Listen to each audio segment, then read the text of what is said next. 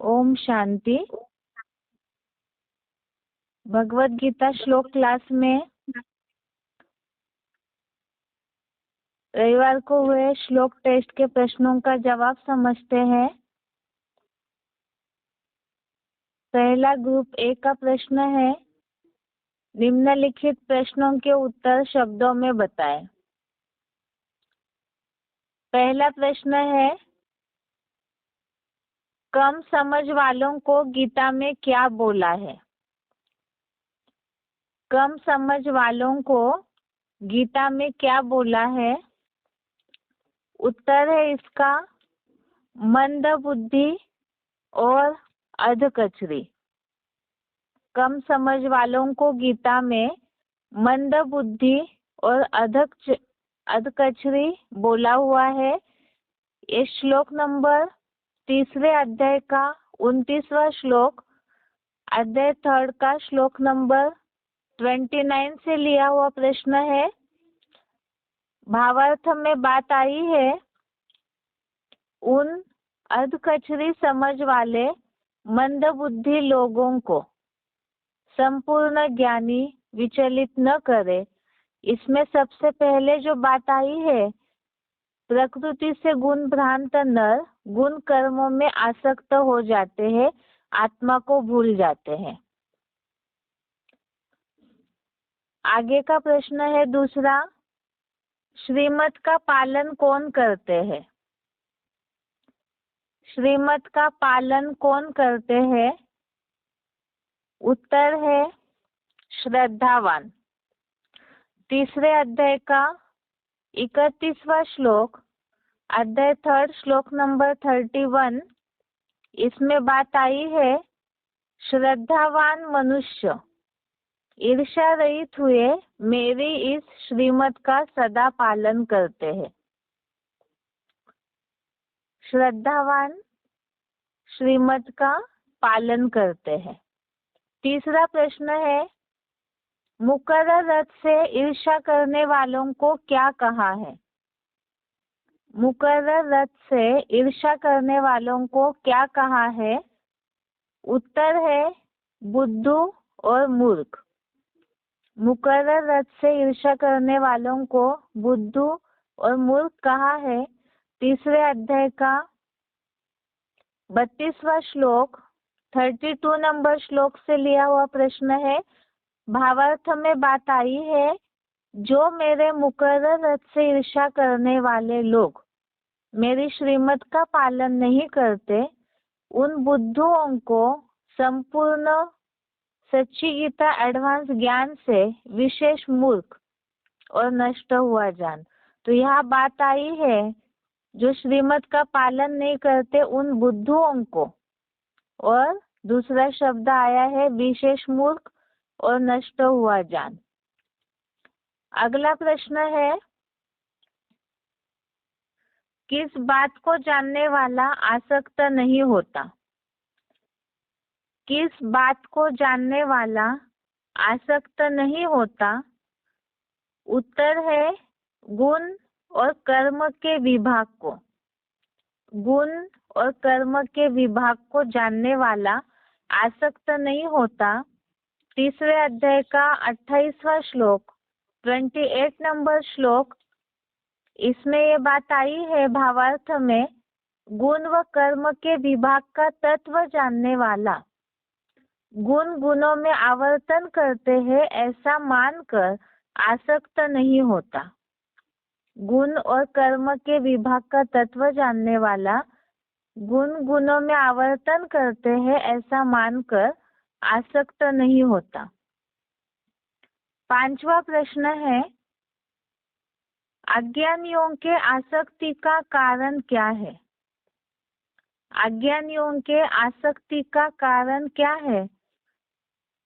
उत्तर है इसका प्रकृति से गुण भ्रांत। प्रकृति से गुण भ्रांत, यही अज्ञानियों की आसक्ति का कारण है।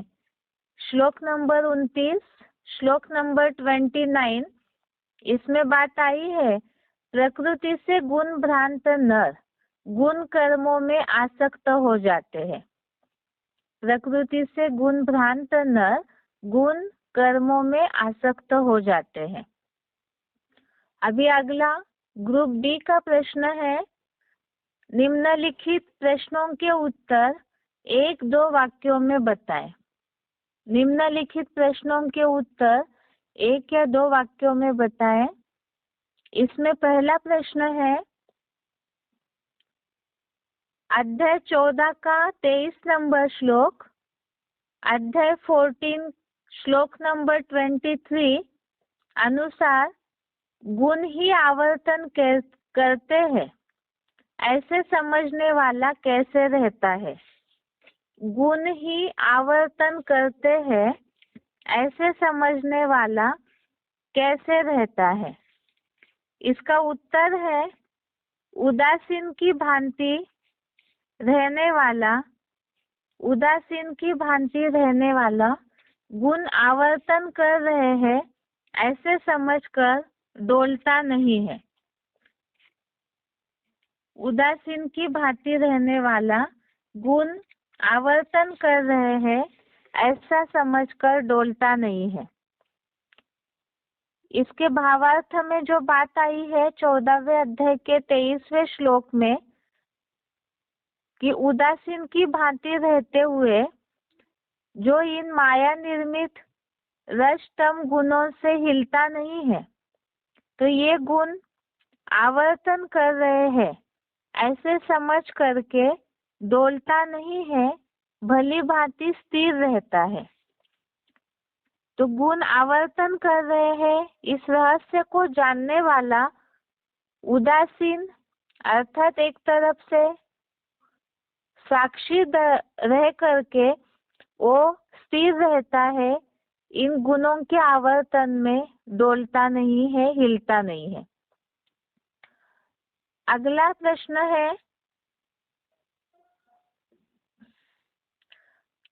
9वें अध्याय का 9वां श्लोक, अध्याय 9 श्लोक नंबर 9 अनुसार भगवान कर्मों में क्यों नहीं बंधता है? अध्याय 9 का श्लोक नंबर 9 अनुसार भगवान कर्मों में क्यों नहीं बंधता है? इसका उत्तर है, कर्मों में अनासक्त होने के कारण, कर्मों में अनासक्त होने के कारण भगवान कर्मों में नहीं बंधते हैं। इस श्लोक के भावार्थ में ये बात आई है कि वे कर्म उदासीन के समान रहने वाले को मुझे बांधते नहीं है, उन कर्मों में अनासक्त हूँ। तो भगवान उदासीन है, अभोक्ता है, इसीलिए ही उन्हें कर्म बांधते नहीं है। अगला तीसरा प्रश्न है, गीता अनुसार कौन से मनुष्य नष्ट होते हैं? गीता अनुसार कौन से मनुष्य नष्ट होते हैं? उत्तर है इसका, मुकर्रर रथ से ईर्ष्या करने वाले, श्रीमत का ठीक से पालन नहीं करते तो नष्ट होते हैं। मुकर्रर रथ से ईर्ष्या करने वाले श्रीमत का ठीक से पालन नहीं करते तो नष्ट होते हैं। तीसरे अध्याय का 32वां श्लोक, श्लोक नंबर 32, इसमें बात आई है, जो मेरे मुकर्रर रथ से ईर्ष्या करने वाले मेरी इस श्रीमत का ठीक से पालन नहीं करते, तो उन बुद्धों को संपूर्ण सच्ची गीता एडवांस ज्ञान से विशेष मूर्ख और नष्ट हुआ जान। श्लोक के हिसाब से ये बात हुई, ईर्ष्या करने वाले जो मेरी श्रीमत का पालन नहीं करते उन्हें नष्ट हुआ जान। और इसी से संबंधित श्लोक समझते समय हमने जो पॉइंट देखा था, जिसमें शिव बाबा ने मुरली पॉइंट में भस्मासुर का उदाहरण दिया है कि श्रीमत का जो पालन नहीं करते हैं और जैसे अपने ही सिर पर हाथ फेर लेते हैं, अर्थात अपने पद को भस्म करते हैं, नष्ट करते हैं। और श्लोक के भावार्थ में ये बात आई है कि ऐसे जो श्रीमत का पालन न करने वाले हैं वो सच्ची गीता एडवांस ज्ञान से उन्हें नष्ट हुआ जान। इससे संबंधित और भी पॉइंट हमने देखा था। नष्ट होना अर्थात अधोगति को पाना, अर्थात ही जो पद मिलना चाहिए उस पद की प्राप्ति से वंचित हो जाते हैं। चौथा प्रश्न है, धर्म युद्ध करने के लिए किन गुणों को अपनाना होगा? धर्म युद्ध करने के लिए किन गुणों को अपनाना होगा? इसका उत्तर है आशाहीन, ममताहीन और निस्ताप होना होगा। धर्म युद्ध करने के लिए आशाहीन, ममताहीन और निस्ताप होना होगा। तीसरे अध्याय का 30वां श्लोक, श्लोक नंबर 30, इसमें बात आई है आशाहीन, ममताहीन होकर निस्ताप हुआ तू धर्म युद्ध कर। इसके साथ साथ श्लोक में ये भी बात आई है आध्यात्मिक बुद्धि से मेरे में सब यज्ञार्थ श्रेष्ठ कर्मों को अर्पण कर। यहाँ तो खास गुण बताए आशाहीन, ममताहीन, निस्ताप हुआ। जैसे श्लोक समझते समय हमने इसमें समझा था आध्यात्मिक बुद्धि से मेरे में सब कर्मों को अर्पण कर, अर्थात समर्पित भाव। समर्पित भाव अर्थात ही ट्रस्टी बनना। तो पहली बात है धर्म युद्ध के लिए जिस जीवन में हम रह रहे हैं उसमें पहला भाव हो ट्रस्टीपन का। दूसरा भाव आशाहीन अर्थात अनपेक्ष, किसी से कोई अपेक्षा नहीं। ममताहीन अर्थात निर्मोही, कि कहीं भी कोई ममत्व न हो, आसक्ति न हो। और निस्ताप हुआ अर्थात ही शोक दुख से रहित। ऐसे बन करके धर्म युद्ध करना है।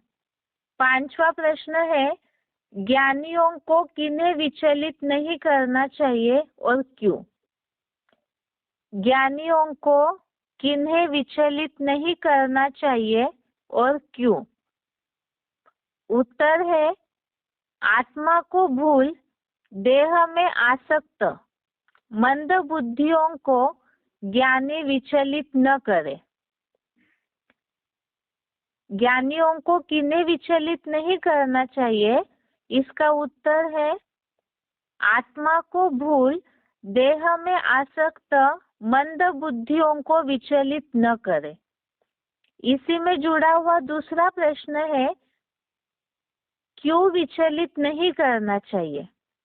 इसका उत्तर है क्योंकि प्रकृति के गुणों में भ्रांत नर उन गुण कर्मों में ही आसक्त हो जाते हैं। ज्ञानियों को अज्ञानियों को विचलित क्यों नहीं करना चाहिए? इसका उत्तर है प्रकृति के गुणों में भ्रांत नर उन गुण कर्मों में ही आसक्त हो जाते हैं। तीसरे अध्याय का 29वां श्लोक, 29 नंबर श्लोक, इसमें बात आई है प्रकृति से गुण भ्रांत नर गुण कर्मों में आसक्त हो जाते हैं, आत्मा को भूल आसक्त हो जाते हैं। उन मंद बुद्धि लोगों को संपूर्ण ज्ञानी विचलित न करे। इसलिए विचलित न करे क्योंकि वो अपने गुणों में भ्रमित है। प्रकृति अर्थात जो सत्वस्तम गुण है अर्थात देह के आकर्षण में, देह के आसक्ति में ही, उन गुणों में ही भ्रमित है। तो ऐसे गुण कर्मों में जो आसक्त है, आत्मा को भूले हुए है, ऐसे मंद बुद्धियों को विचलित न करे। अगला प्रश्न है तीसरे अध्याय का 31 श्लोक, अध्याय 3 श्लोक नंबर 31 अनुसार कर्म बंधन से मुक्त होने का तरीका क्या है? कर्म बंधन से मुक्त होने का तरीका क्या है? इसका उत्तर है श्रीमत का पालन। कर्म बंधन से मुक्त होने का तरीका है श्रीमत का पालन करना। तीसरे अध्याय का 31 नंबर श्लोक, इसमें भावार्थ में ये बात आई है कि जो श्रद्धावान मनुष्य ईर्ष्या रहित हुए मेरी श्रीमत का सदा पालन करते हैं वे भी सांसारिक कर्म बंधन से छूट जाते हैं। तो कर्म बंधन से छूटने का तरीका श्रीमत का पालन करना। 7वां प्रश्न है, श्रीमत का पालन न करने से कौन से धर्म वाले और किस बात से वंचित होते हैं? श्रीमत का पालन न करने से कौन से धर्म वाले और किस बात से वंचित होते हैं? इसका उत्तर है श्रीमत का ठीक से पालन न करने वाले नास्तिक और अर्ध नास्तिक सच्ची गीता एडवांस ज्ञान से वंचित हो जाते हैं। 32 नंबर श्लोक, 32 नंबर श्लोक का प्रश्न है ये, जो मुकर्रर रथ से ईर्ष्या करने वाले लोग मेरी श्रीमत का पालन नहीं करते उन बुद्धुओं को संपूर्ण सच्ची गीता एडवांस ज्ञान से जो कलयुगांत में बनने वाले नास्तिक और अर्ध नास्तिकों जैसा मूर्ख और नष्ट हुआ जान। तो यहाँ ये बताया कि अर्ध नास्तिक और नास्तिक ये धर्म वाले ज्ञान से वंचित हो जाते हैं, अर्थात परमात्मा के ज्ञान की जो प्राप्ति अनुभव होनी चाहिए वो अनुभव नहीं होती है। 8वां प्रश्न है, संगम युग में संपूर्ण ज्ञानियों को किस बात का ज्ञान होता है? संगम युग में संपूर्ण ज्ञानियों को किस बात का ज्ञान होता है? उत्तर है क्षेत्र और क्षेत्रज्ञ का ज्ञाता। क्षेत्र और क्षेत्रज्ञ का ज्ञाता। ये प्रश्न है 29 नंबर श्लोक का 29 नंबर श्लोक। इसमें बात आई है जहाँ लास्ट में भावार्थ में लास्ट वाक्य है संपूर्ण ज्ञानी, उसके आगे क्लैरिफिकेशन में लिखा हुआ है पुरुषोत्तम संगमी श्रुति में क्षेत्र क्षेत्रज्ञ का ज्ञाता संपूर्ण ज्ञानी। तो भगवत गीता में ही श्लोकों में ये बात आई है, क्षेत्र अर्थात परमात्मा जिस रथ के द्वारा कार्य करते हैं वो क्षेत्र और उसका ज्ञाता, इन्हें संपूर्ण ज्ञानी बोला है। अगला प्रश्न है, सृष्टि पर सभी के पार्ट कब और किस आधार से निश्चित हुए हैं? सृष्टि पर सभी के पार्ट कब और किस आधार से निश्चित हुए हैं?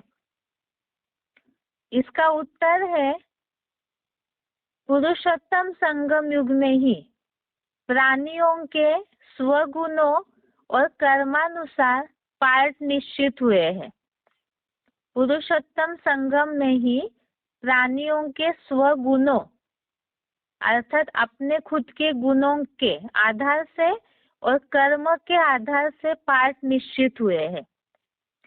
तीसरे अध्याय का 28वां श्लोक, श्लोक नंबर 28, भावार्थ के नीचे वाक्य लिखा हुआ है पुरुषोत्तम संगम में शिव बाबा और प्रकृति ने प्राणियों के स्वगुणों और कर्मानुसार पार्ट निश्चित किए थे।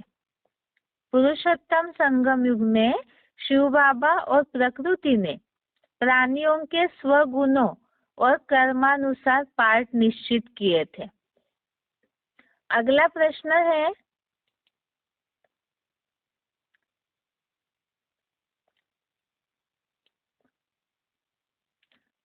अगला प्रश्न है ग्रुप सी का, निम्नलिखित संस्कृत शब्दों के हिंदी शब्द बताएं। निम्नलिखित संस्कृत शब्दों के हिंदी शब्द बताएं। पहला प्रश्न है वर्तंत। वर्तंत अर्थात आवर्तन करते हैं। तीसरे अध्याय का 28वां श्लोक, श्लोक नंबर 28, इसमें बात आई है गुणेषु वर्तन्त, और इसका हिंदी शब्द है गुणों में आवर्तन करते हैं। तो वर्तन्त अर्थात आवर्तन करते हैं। यह आवर्तन अर्थात श्लोक समझते समय हमने समझा था एक चक्र घूमना या एक सर्कल पूरा होना, वो आपस में सर्कल रिपीट होता है, उसके लिए आवर्तन करते हैं, ऐसे बोला है। दूसरा शब्द है विचालयत। दूसरा शब्द है विचालयत अर्थात विचलित न करे। तीसरे अध्याय का 29वां श्लोक, श्लोक नंबर 29, इसमें बात आई है न विचालयत। इसका हिंदी है बात यहाँ भावार्थ में लास्ट में आई है संपूर्ण ज्ञानी विचलित न करे। तो यह विचालयत अर्थात विचलित न करे। अगला है कृष्णवित। कृष्णवित अर्थात संपूर्ण ज्ञानी। ये भी 29वां श्लोक 29 नंबर श्लोक में ही शब्द आया है कृष्णवित अर्थात संपूर्ण ज्ञानी। अगला प्रश्न है सज्जनते। सज्जनते अर्थात श्रद्धावान। सज्जनते अर्थात श्रद्धावान।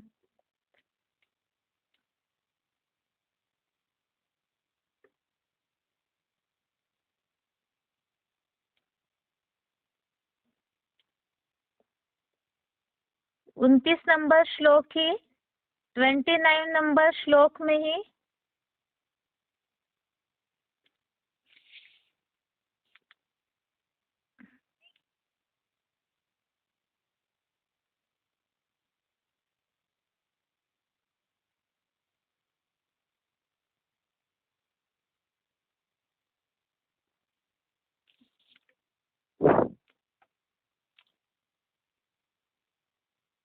चौथा है सज्जनते।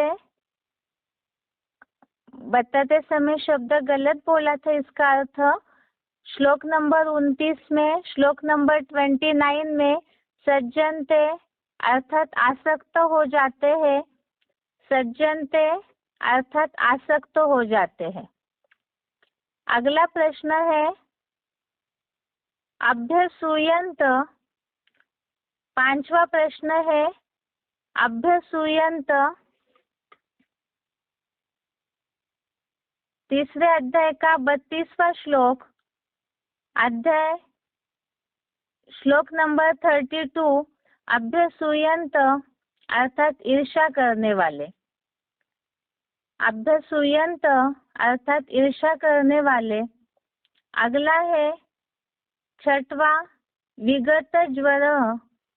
विगत ज्वर श्लोक नंबर 30, श्लोक नंबर 30, विगत ज्वर अर्थात निस्ताप हुआ। विगत ज्वर अर्थात निस्ताप हुआ। अगला प्रश्न है ग्रुप डी का, निम्नलिखित प्रश्नों के उत्तर संक्षेप में बताएं। निम्नलिखित प्रश्नों के उत्तर संक्षेप में बताएं। पहला प्रश्न है तीसरे अध्याय का 27 से 30 नंबर श्लोक, श्लोक नंबर 27 से श्लोक नंबर 30, श्लोक अनुसार ज्ञानियों को गृहस्थ में कैसे रहना चाहिए। ज्ञानियों को गृहस्थ में कैसे रहना चाहिए। इसमें सबसे पहली बात, इस हफ्ते पढ़े हुए श्लोकों में जो बात हमने देखी है, पहले तो अज्ञानी जो है वो आसक्त होकर के कर्म करते हैं और ज्ञानियों को अनासक्त होकर कर्म करना है। ये हमने इसके पहले के श्लोकों में देखा है, जैसे 25 नंबर श्लोक में। इसी से रेफरेंस में आगे के श्लोक है।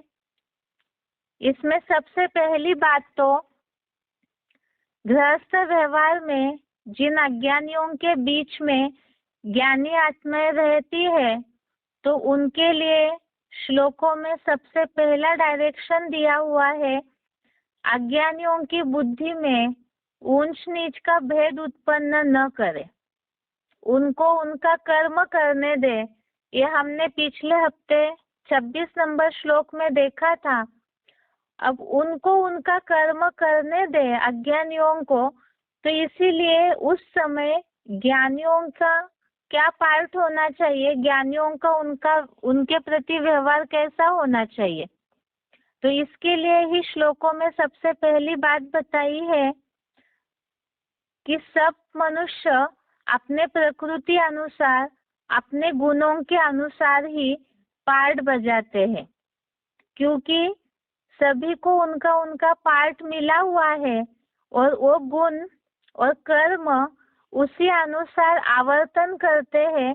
इसीलिए ही ड्रामा की रील हूबहू रिपीट होती है। तो ऐसे समय में ज्ञानियों को अज्ञानियों के व्यवहार को साक्षी होकर के देखना है, क्योंकि प्रकृति के गुणों से भ्रमित नर मनुष्य, प्रकृति अर्थात प्रकृति का पहला उदाहरण तो मनुष्य शरीर है, और अज्ञानी जो है आत्मा को भूल करके प्रकृति से गुणों में भ्रमित अर्थात देह में ही, देह के पदार्थों में ही आसक्त हो जाते हैं। ऐसे समय में वो उसी आसक्ति के अनुसार ही अपना व्यवहार करेंगे। जिस लौकिक दुनिया में, जिस भौतिक दुनिया में अज्ञानी रह रहे हैं, तो वो उसी अनुसार ही व्यवहार करते हैं। इसीलिए ज्ञानियों को ऐसे मंद बुद्धियों को विचलित नहीं करना चाहिए। जैसे पहले भी हमने देखा, ऊंच नीच का उनके बुद्धि में भेद उत्पन्न न करे, उनको उनका कर्म करने दे। इसीलिए ज्ञानी ऐसे आसक्त लोगों को, अज्ञानियों को उनके कर्म से विचलित न करे। अब कर्म से विचलित न करे, इसका मतलब ज्ञानियों को उनके साथ कैसे रहना चाहिए, इसके लिए ही हमने श्लोकों में पॉइंट्स देखे थे।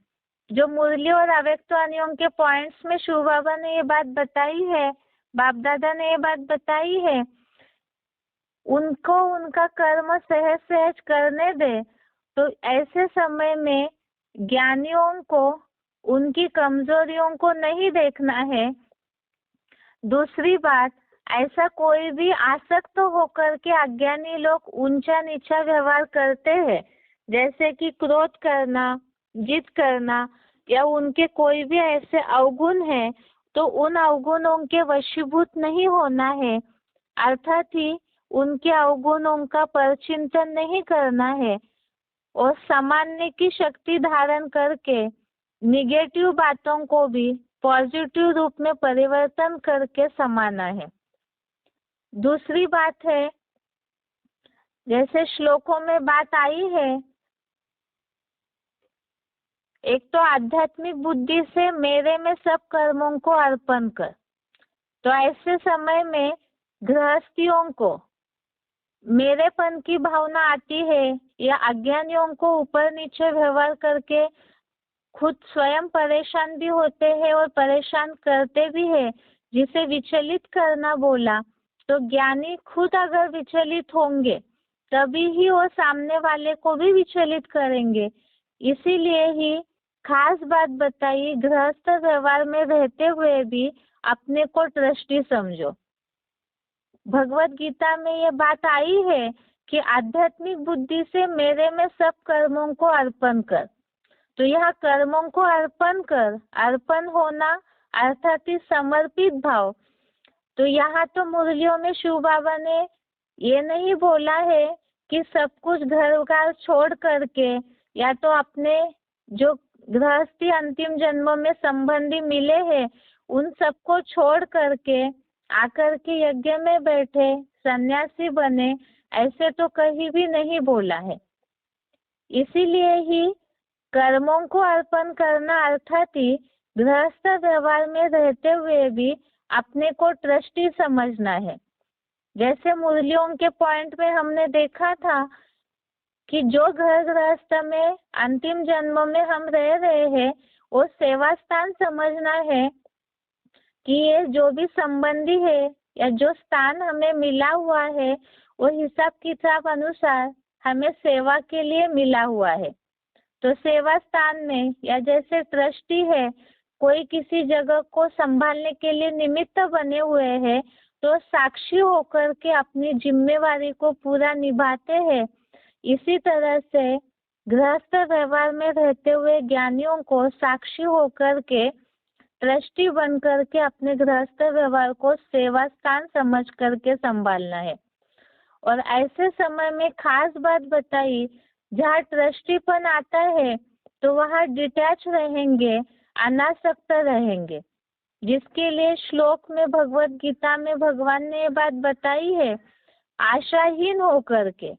आशाहीन के लिए ही भगवत गीता में बात आई है, अनपेक्षः शुचिर दक्ष, अर्थात एक भगवान के अलावा, एक शिव बाबा के अलावा और किसी देहधारियों से कोई अपेक्षा न रखने वाला, ममताहीन होकर के, अर्थात ममत्व रहित, अर्थात कहीं भी मोह अटका हुआ न हो।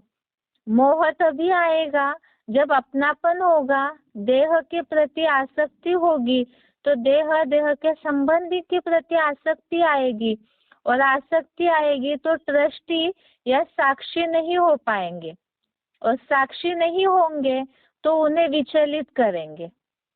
विचलित करने के लिए ही हमने और एक बात देखी थी, जो श्लोक में बात आई है 12वें अध्याय के, यस्मान्नो द्विजते लोको, अर्थात योगी जो है उनकी स्थिति ऐसी हो जो खुद भी विचलित न हो, परेशान न हो, उद्वेगित न हो और औरों को भी न करे।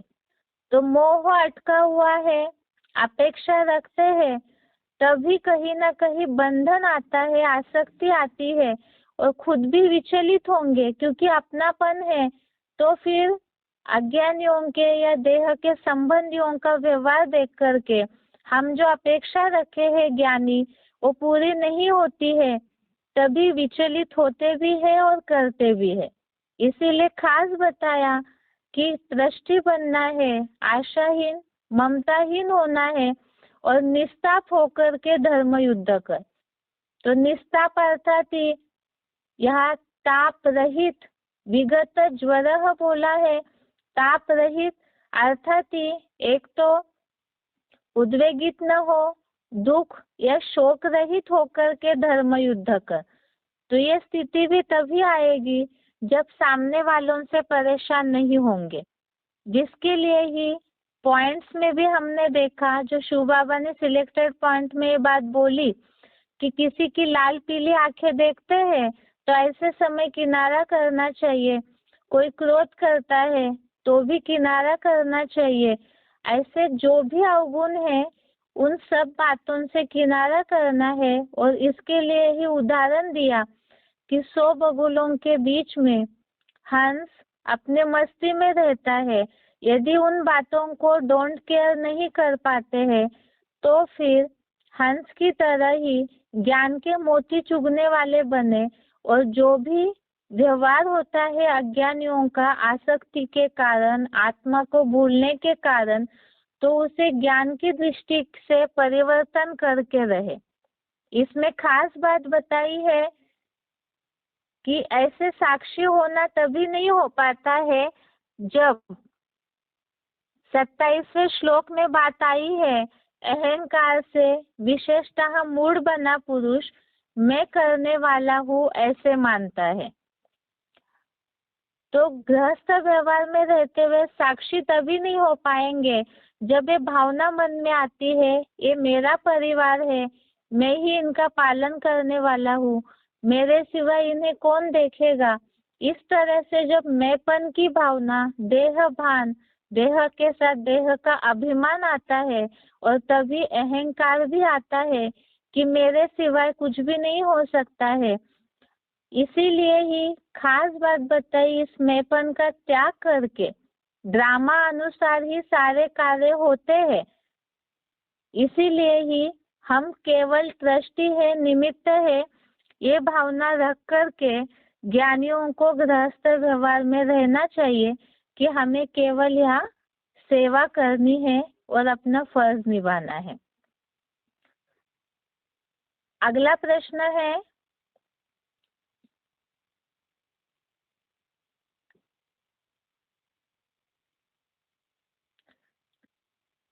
दूसरा प्रश्न है, श्रीमत से प्राप्ति और न चलने से नुकसान गीता के आधार से समझाए।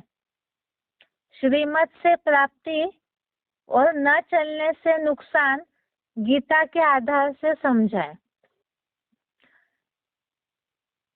भगवत गीता में खास हमने इस हफ्ते 2 श्लोक पढ़े, 31 नंबर 32 नंबर श्लोक, 31 और 32 नंबर श्लोक।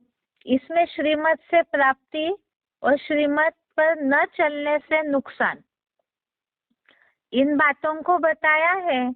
श्लोक के भावार्थ में बात आई है कि जो श्रद्धावान मनुष्य ईर्ष्या रहित हुए मेरी उपरयुक्त श्रीमत का सदा पालन करते हैं, वे सांसारिक कर्म बंधन से छूट जाते हैं। तो श्रीमत से प्राप्ति में खास बात है, कर्म बंधन से छूट जाते हैं।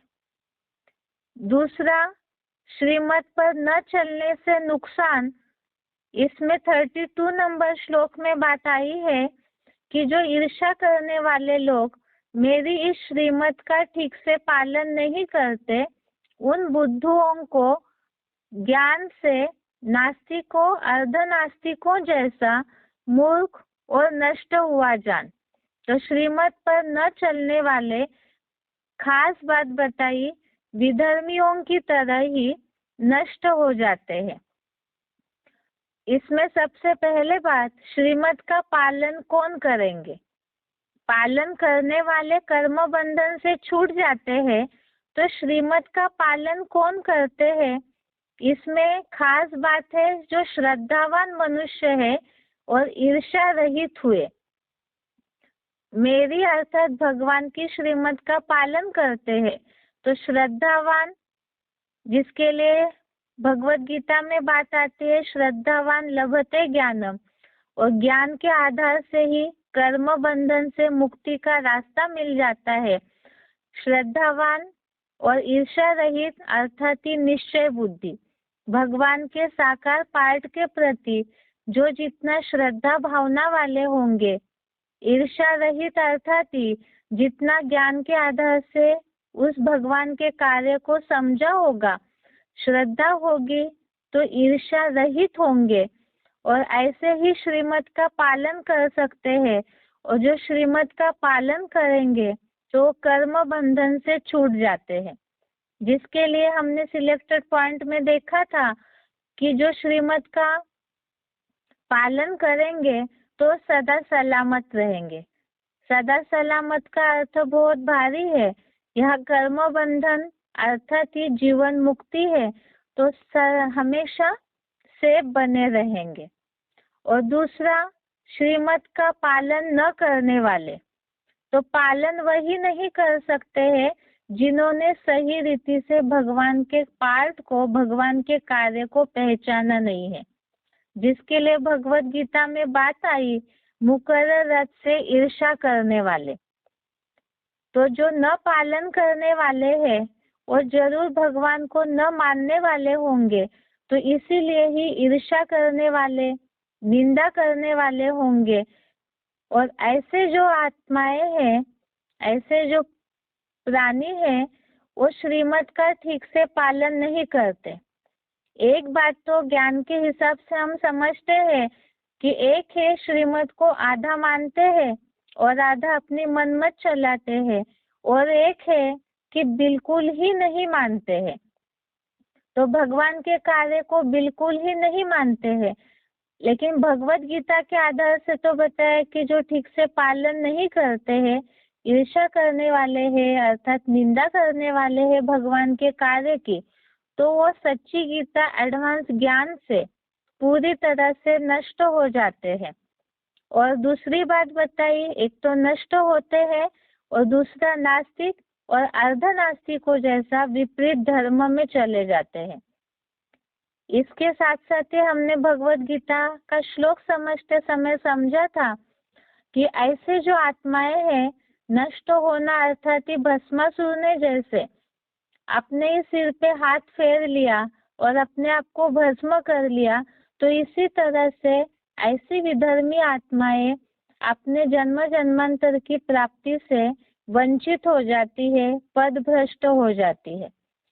अभी मुकर्रर रथ से ईर्ष्या करने वाले हैं, श्रीमत का ठीक से पालन नहीं करते हैं, और जो श्रीमत को मानने वाले हैं, श्रद्धावान हैं, इन दोनों के अंतर की पहचान कैसे होगी? इस श्लोक को समझते समय हमने सिलेक्टेड पॉइंट समझा था। शिव बाबा की श्रीमत पर वही चल सकते हैं जो शिव बाबा को यथार्थ रीति पहचानते हैं, और इसकी निशानी बताई थी। श्रीमत मिलने का सोर्स है हमारे लिए, ज्ञानियों के लिए मुरली, और मुरली से प्यार अर्थात ही मुरलीधर से प्यार। जो भगवान को मानेंगे, मुरलीधर को मानेंगे, उसकी निशानी है वो मुरली को मानेंगे, मुरली को सही रीति से समझेंगे और सुनेंगे भी ध्यान से। और जो न करने वाले हैं, वो मुरली को ठीक से सुनेंगे नहीं, तो ठीक से उस श्रीमत का पालन भी नहीं करेंगे। तो इसीलिए ही श्लोकों में तो ये बात बताई श्रीमत से प्राप्ति और नुकसान का, कि एक तो जो श्रीमत से पालन करते हैं श्रीमत का, वो कर्म बंधन से छूट जाते हैं, और न करने वाले नष्ट हो जाते हैं। और इसकी निशानी है मुरली जितना ध्यान से सुनेंगे, उतना ही शिव बाबा से प्यार होगा, मुरलीधर से प्यार होगा, तो उतना ही नंबरवार वैसी प्राप्ति के अधिकारी बनेंगे। तीसरा प्रश्न है, ड्रामा पर निश्चय रखना क्यों जरूरी है? ड्रामा पर निश्चय रखना क्यों जरूरी है? इसके लिए ही हमने श्लोक समझा था। एक तो सारे कार्य ही प्रकृति से गुणों के द्वारा ही किए जाते हैं, और दूसरा ही 27 और 28 नंबर श्लोक नंबर 27, श्लोक नंबर 28, इनके भावार्थ में जो बात आई है, एक तो प्रकृति के गुणों के द्वारा, सत रज तम, इन गुणों के द्वारा ही सारे कार्य होते हैं। जो सिलेक्टेड पॉइंट में शिव बाबा ने बोला था, जो अणु जहाँ से निकलता है वो फिर से रिपीट होकर के अपना पूरा आवर्तन पूरा करके वहाँ ही पहुंच जाता है। इतना हुबहू ड्रामा या प्रकृति के गुण जो है वो आपस में आवर्तन करते हैं। तो जब ड्रामा हुबहू रिपीट होता है, तो इसीलिए ही उसके बारे में प्रश्न नहीं उठना चाहिए, क्योंकि इसमें बात आती है मैं ही करने वाला हूँ, लेकिन जो करने वाले प्राणी हैं तो वो भी उसी ड्रामा के सर्कल में ही बंधे हुए हैं। इसीलिए ही ड्रामा पर निश्चय रखना जरूरी है। जैसे कि श्लोक में ये बात भी लिखी हुई है कि शिव बाबा ने और प्रकृति ने ही स्वगुणों और कर्म के अनुसार ही सबके पार्ट निश्चित किए थे, और संगम युग में जो पार्ट निश्चित हुए हैं तो उसी अनुसार ही गुणों में आवर्तन करते हैं। तो जो आवर्तन का पार्ट सभी का फिक्स है, ये चक्र का पार्ट सभी आत्माओं में फिक्स हुआ है, तो उसमें कोई भी इंटरफेयर नहीं कर सकता है। इसीलिए ड्रामा हुबहू रिपीट होता है, तो इसीलिए उस पे प्रति निश्चय बुद्धि रहना जरूरी है। अगला ग्रुप ई का प्रश्न है, निम्नलिखित प्रसंगों के लिए श्लोक बताएं। इसमें पहला प्रश्न है, विपरीत बुद्धि विनशन्ति। विपरीत बुद्धि विनशन्ति, ये श्लोक है तीसरे अध्याय का 32वां श्लोक, अध्याय 3, श्लोक नंबर 32। श्लोक है, ये त्वेतदभ्यसूयन्तो नानुतिष्ठन्ति मे मतम् सर्व ज्ञान विमूढ़ांस्तान् विद्धि नष्टान चेतसः।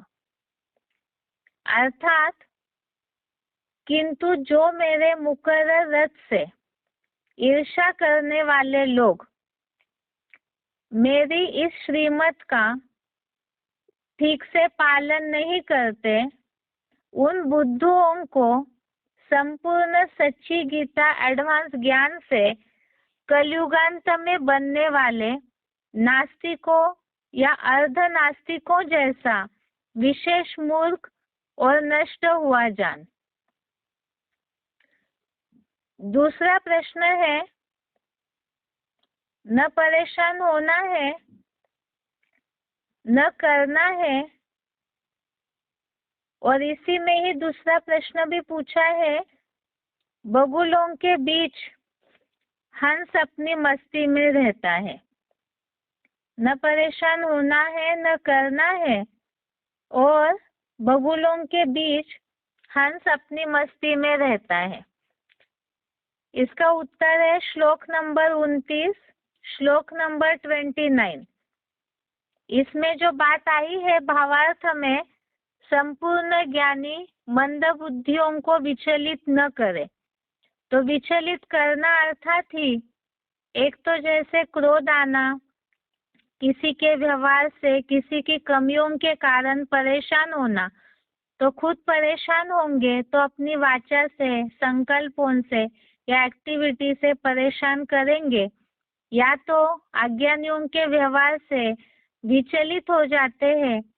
इसी के भावार्थ में श्लोक है, इसीलिए बताया बगुलों के बीच में हंस अपनी मस्ती में रहता है। श्लोक नंबर 29, श्लोक नंबर 29।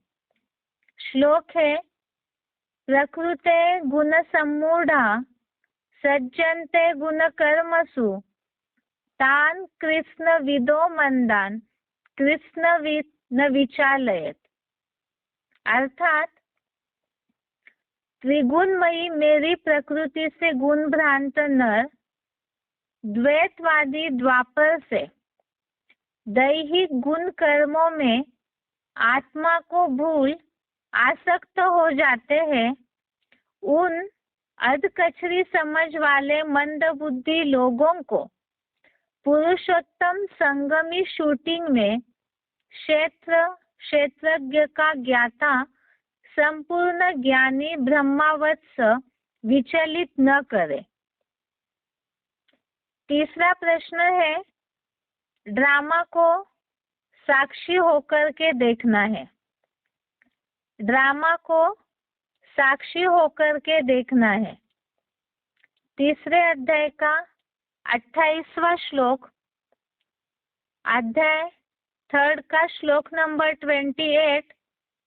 श्लोक है, तत्ववित्तु महाबाहो गुण कर्म विभागयो गुणा गुणेषु वर्तन्त इति मत्वा न सज्जते।